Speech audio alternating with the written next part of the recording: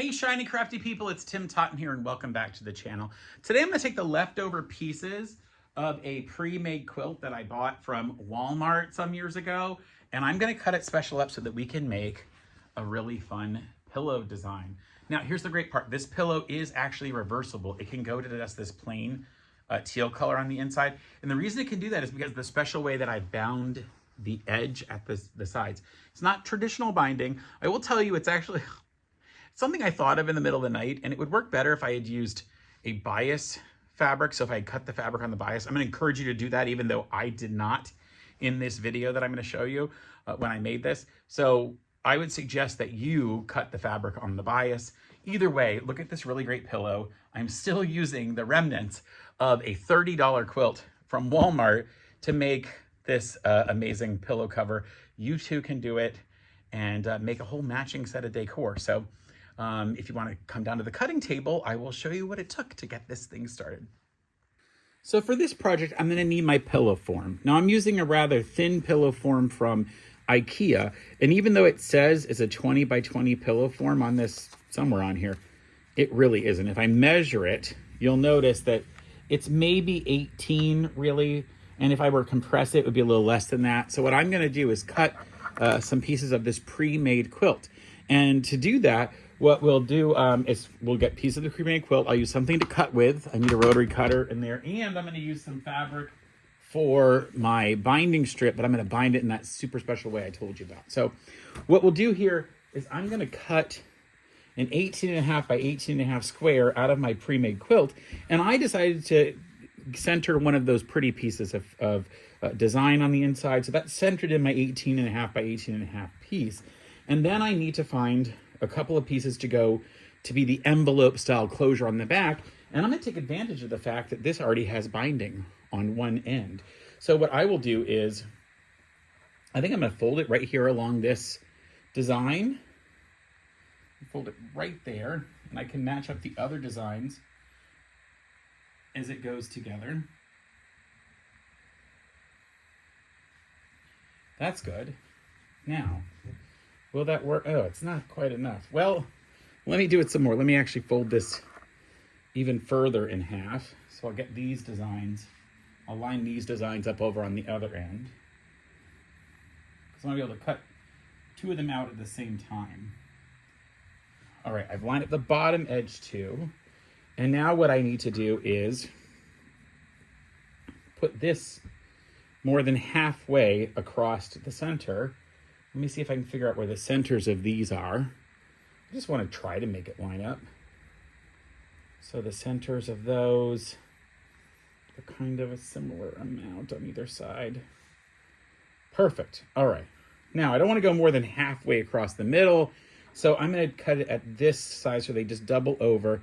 And I'll use my cutter and just copy right the same shape as the other piece. Cut that off on both sides. You could, of course, go measure this, measure 18.5, and then measure more than a half of 18, so that more than 9.25, maybe more like 12.25 or something, but I'm just gonna do it this way.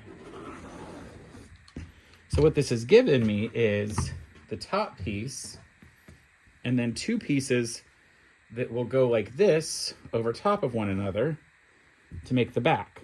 So now when I'll have this piece all together, and then what I need to do next is go ahead and get these pieces secured at the right size. So I'll go and line them up exactly with the other one. And actually I should, yeah, that's fine. I will get these pieces lined up, and I'll put some pins in them, and I'm going to sew these two edges together along the side.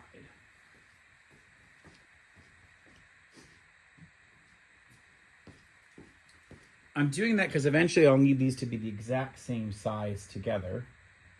So I'm only going to pin through these two layers. So I can go over to the machine and sew them together. Now you could also sew these together and then come back and cut them with your, to cut them to the exact size you want them to. That would have been fine too. So I'm going to go to my machine and just sew these parts right here. And then we'll come back and put the rest of this together. I'm back and I've sewn those together. So now I have those pieces the same size. And the next thing we have to do is just round our corners here. And I'm going to round these corners by just using any type of thing that I have that could make a nice rounded corner. And if that's what I want to use, that would be fine. I could use this for all of them. I just want to make it to when I stitch my, when I go to put my material on here and do the special binding technique, I'm going to show you that my corners are easy to round rather than trying to do a folded corner technique. Now you can do anything you want to draw corners on here. If that's what you want, you can use a cup, a saucer, whatever. I just happen to have this rounded shape of my pin cushion and I like it, so I'm going to use it. Make sure it's getting exactly the rounded and it's all cut the same.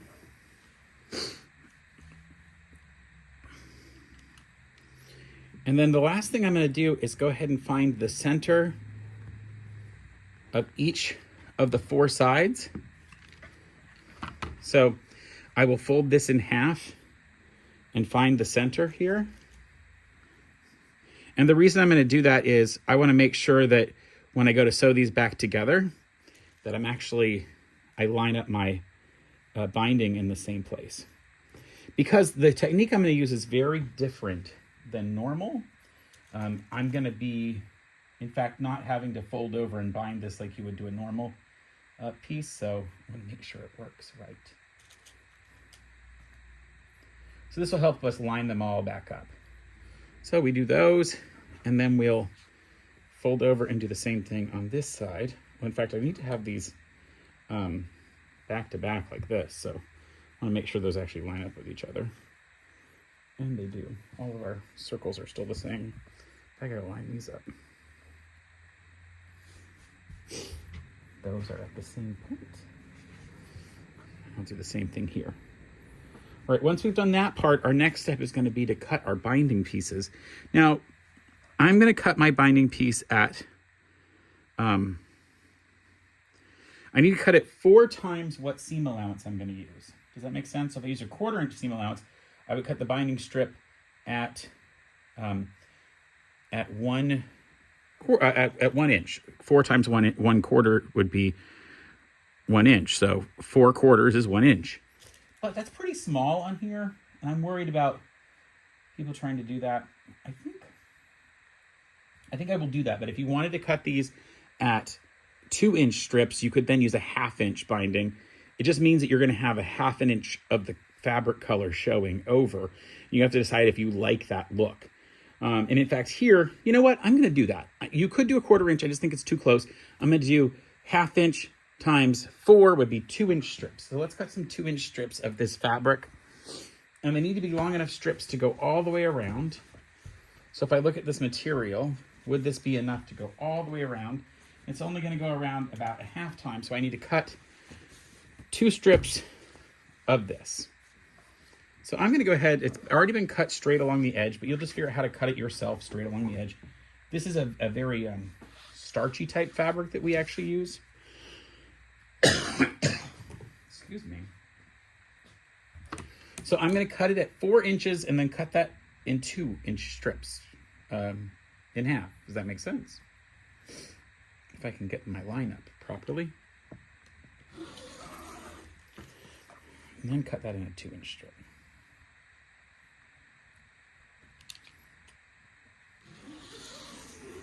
And then I'll just have to sew these together to get my strip that's long enough. Let's go to the sewing machine. Okay, so we're here at the machine. The first thing I'm going to do is just sew these 2 pieces of fabric together just to get our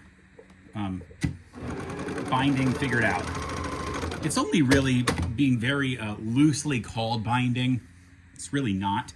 So what I'm going to do is I'm going to sew this onto the edge of the nice pretty top side, because when we stitch it down at our 1/2 inch mark, we're then going to fold it and it'll fold over to the other piece. I am going to use a guide on this machine, and that guide is going to help me to keep everything lined up. I have to find the guide first though. Hold on.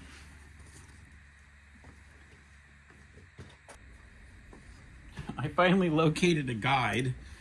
This guide comes on a Janome 1600p, and this is a sister machine called a Singer. Oh, I don't even know the name of this particular Singer. I don't think they make it anymore. It was pretty much made all in the same factory. So I've set my guide at 1/2 of an inch, and I'm going to come in and I'm going to leave. First of all, I have to make sure that where that seam is in the fabric, in that bind, is going to stay up, because it's going to be right sides together. So the right side of this, quote, binding fabric, and I'm going to start sort of at the center point, but I'm going to leave a little bit of room so we can hook the two pieces together later. So I'm going to slowly stitch down. I'm using my 1/2 inch guide, and what I'm going to do, because there's a curve here where the fabric goes, I'm just going to totally turn the fabric as the entire thing as it goes. I'll leave the top fabric straight, and I can look underneath and turn the other fabric beneath it. It's going to sound strange to say, but it's going to work, because I don't need the binding fabric to actually be stretchy. Now I could, if I wanted, try to, you know, make it on the bias and make bias stretch, but it's really going to be fine. All right, I'm going to keep going around that way. And if you want, you can actually, at this point, transfer this pin out and just put it into the binding fabric on this side, because we're then going to bind that into the other. And I'm going to go all the way around until I reach the place where I started before.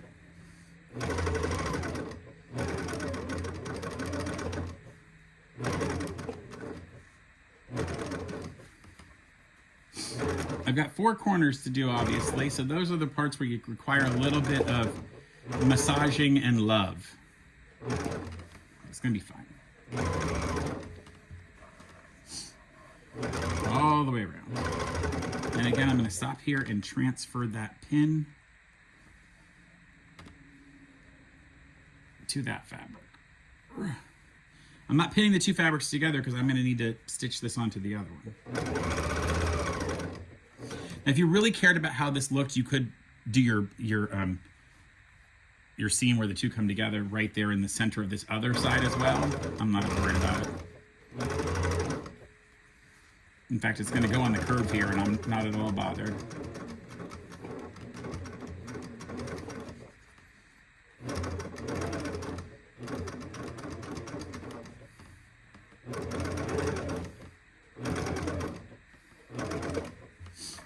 All right, that one may have been easier than the rest.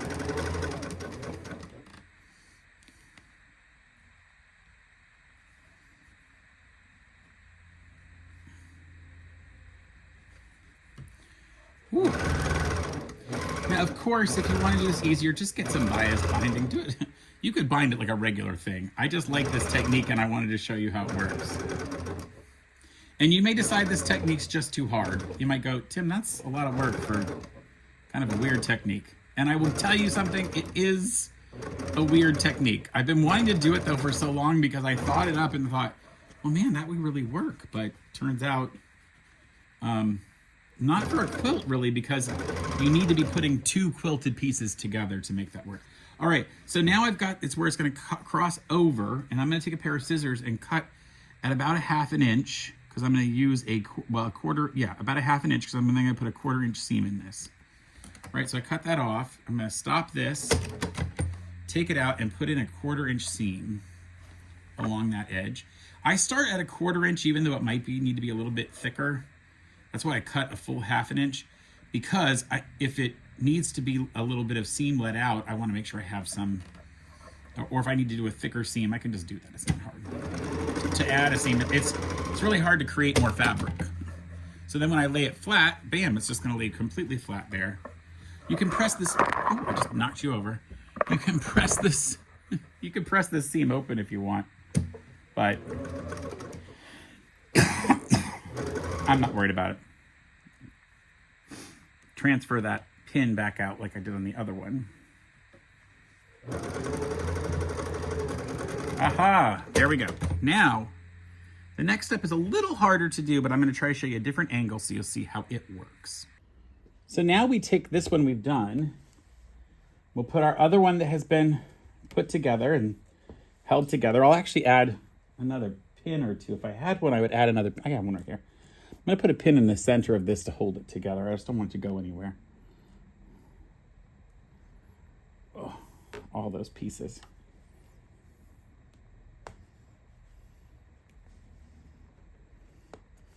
All right. Now I know where my centers are, and I will flip this over and do the same exact stitch I did. And I have those pins now to tell me where these need to line up. So it helps me to properly get these corners done if I'm doing that. So I can start right there in a center and start stitching.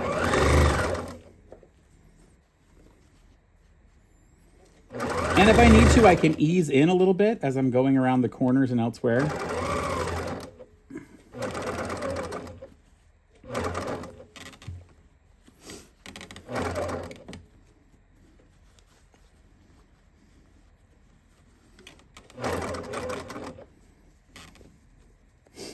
So I'll line up these two down at the bottom here and make sure that my material properly eases in as I do it, as I stitch around that corner.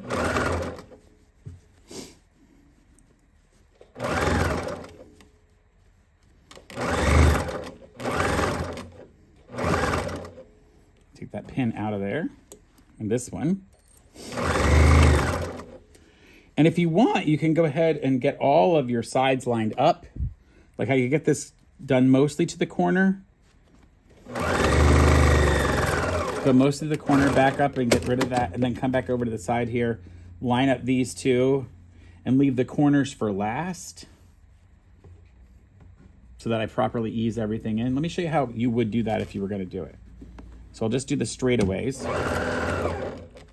if the thread doesn't pull all the way out.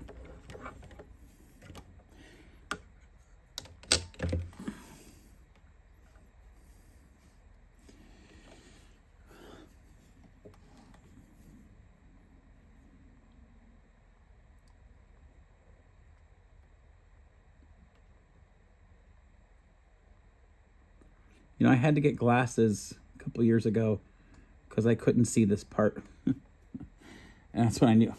Still can't see it. I have automatic threaders on two of my machines here that I really like to use. But I still feel like if I can see it, I should be able to do it. The thread cutter is way super important to me. That's more important than the threaders.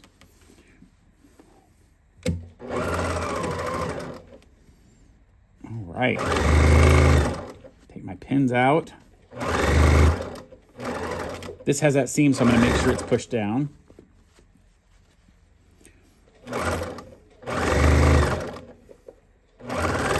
So let's say we did that and we decided we wanted to go from this side to finesse the fabric in. We could easily come along and sort of push that fabric in and even clip it and do other stuff. I still think I want to do it from this side. I like this. It's easier for me. But you figure out whichever way makes the most sense to you. Now, if you were using a bias binding that had a little more stretch, this would be a lot easier. I decided to use a straight binding. And of course, that might be something I regret a little bit.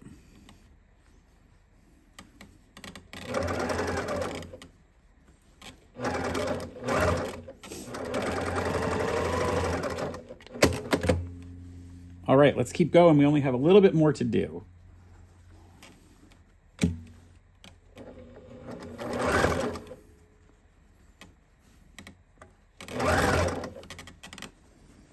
Slowly turn your fabric, just incrementally, just a couple stitches at a time.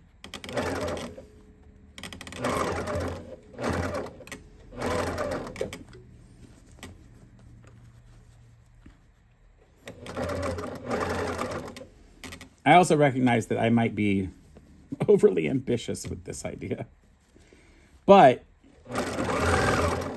it's so much fun because at the end you're going to have, and I don't know if I told you this already, a reversible pillow. I think that's probably the coolest thing in my mind. This will be a completely reversible pillow.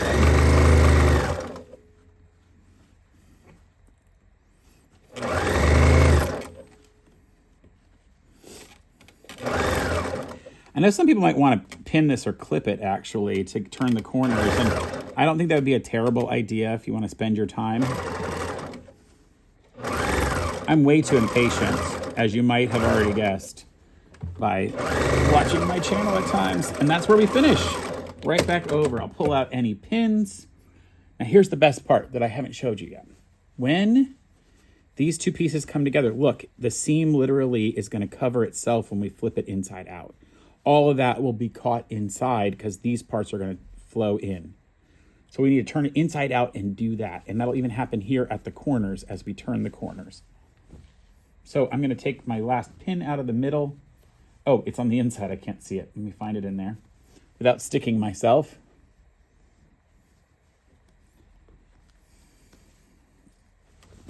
I'm going to turn this inside out. So I've turned it inside out, and if this was the end, you could definitely just use your quilt, like your pillow like this.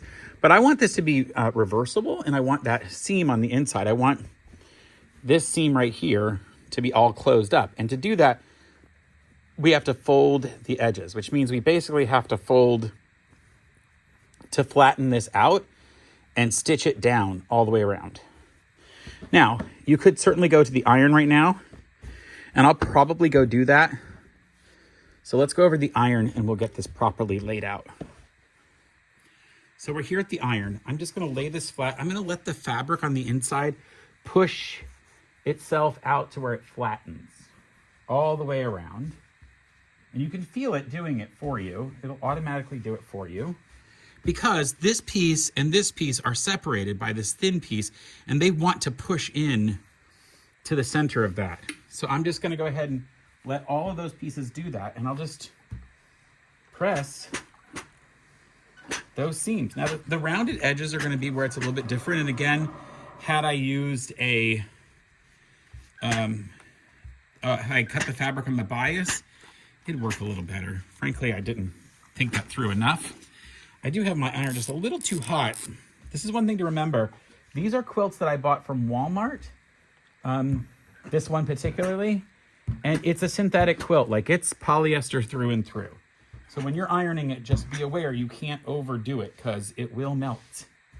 It's why I would never encourage you to make anything like a pot holder or anything out of a pre-made quilt from the store because they will not work properly. All right, that's all been done. We'll look at the other side and make sure. Now we're just going to go stitch in the ditch all the way around. You could use your guide for this, but I think it's going to be better if I watch where I'm going with the stitching. So I will come here and just start right in the middle on one side, and I can feel if the fabric is properly doubled over.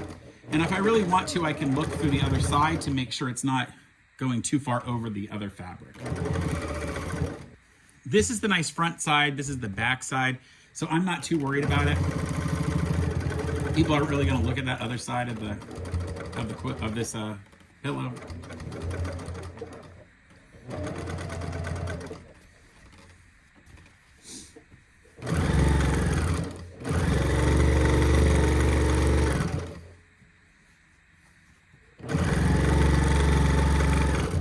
And again, I just look every once in a while, make sure it's still catching properly. Corners are the big part. I'm just going to be real careful with the corners.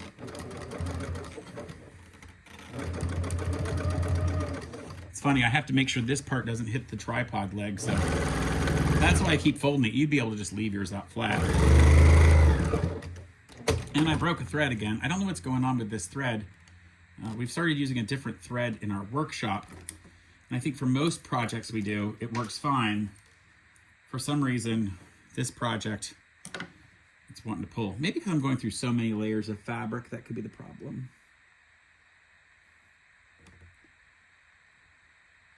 I'd love to know if anyone's done any of the other pre-made quilt projects that I've shown. I've been doing them for about 2 years now, which is kind of crazy if you ask me.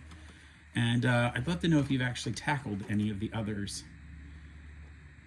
I really enjoyed the like the toaster cover, which of course it's not meant to go on a toaster when it's hot, so I hope you're not putting it on your hot toaster.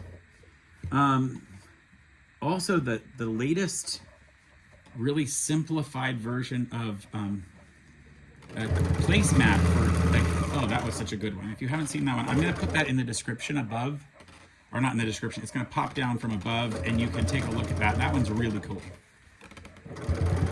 because it's such a simple, easy way, and again, no crazy binding. It's got a really cool, simple way of binding to finish it off. I'm almost done back to the beginning here.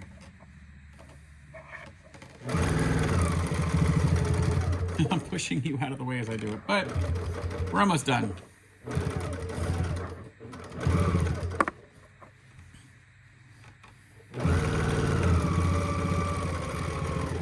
There we go. Let's take a look at it on an actual pillow. Hear me, let me go clear all this stuff out of the way. And we have the, now here's the thing. You could turn this entire thing inside out. I want to show you what it looks like inside out. Because remember, we finished that entire edge. And so you could turn this inside out and you would have a nice finished, pretty finished edge in there.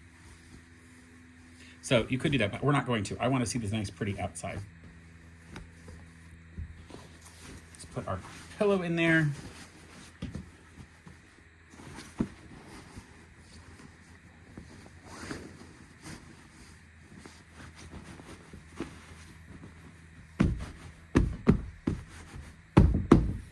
I love the smack pillows around. Look at that. And just like that, we have a finished pillow design. How pretty is that? It looks really great, actually. I love the blue design around the outside because it really goes with the fabrics that are on the inside. And I like that I took the time to cut out the design in the center. And I could still get, I think, 2 or 3 more of these pillows out of that pre-bought quilt. It was a Walmart quilt that I bought like almost 2 years ago. Right at 2 years ago. It was $30 at the time. I think they're about $35 now. But look at that, a really nice quilt, which you could, or pillow, which you could reverse to the other color fabric on the inside if you wanted. So I hope you'll try out this easy project. And if you don't want to do it this way, you can easily just do regular binding. We've shown you that before. But try it out. Tell me if you like it. Please join our Facebook group. It's called Shiny Crafty People, and it's a group you can join. I'll put the link in the description below, and show us what other cool stuff that you've made. I'd love to have a chat with you. Right now we have 900 or more members that are part of that. We'd love to have you on board. So until next time, stay crafty. Bye for now. Gosh, now I need to make a couple more because this is going to look really good on my sofa.